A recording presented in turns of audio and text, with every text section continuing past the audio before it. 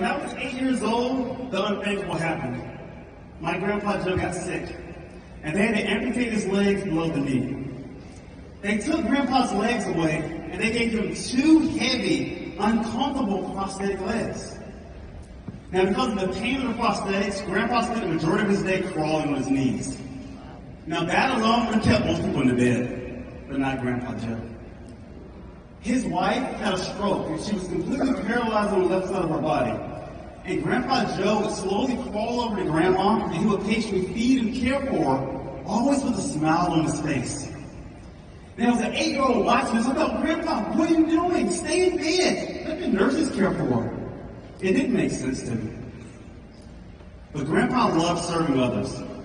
On nice days, he would crawl over to his chair, and he would strap on those 2 heavy prosthetic legs, and I would watch him go from about 4'8.5" to 6 feet tall in a matter of minutes.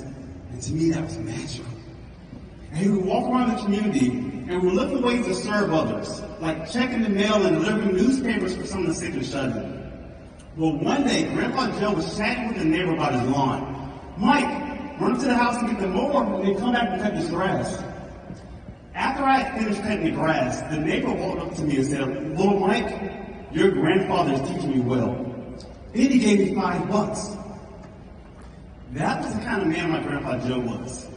Several years later, when I was 19 years old and in college, my grandpa made me so proud when he received this medal, the Thomas Jefferson Servant Leadership Award. And I saw it and I thought, wow, why am I not serving more? What's my excuse? And Grandpa Joe looked at me and he said, "Mike, you have to make serving others part of who you are." You know, at 19, I didn't get it. But a year later, I found myself sitting on the front row of my Grandpa Joe's funeral, watching person after person come up and share about how Grandpa had served them. And I heard words like caring, patient, and servant leader. And in the back of my mind, I heard my grandpa's words, "Mike, you have to make serving others part of who you are." And I made a decision that day. I said, I will serve others. I will serve others.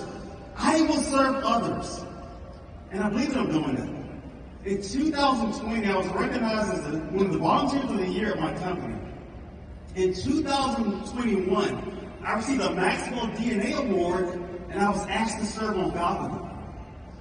Thanks to Grandpa Joe, serving others is now part of who I am. Maxwell leaders, let's go out and make serving part of who you are. Thank you.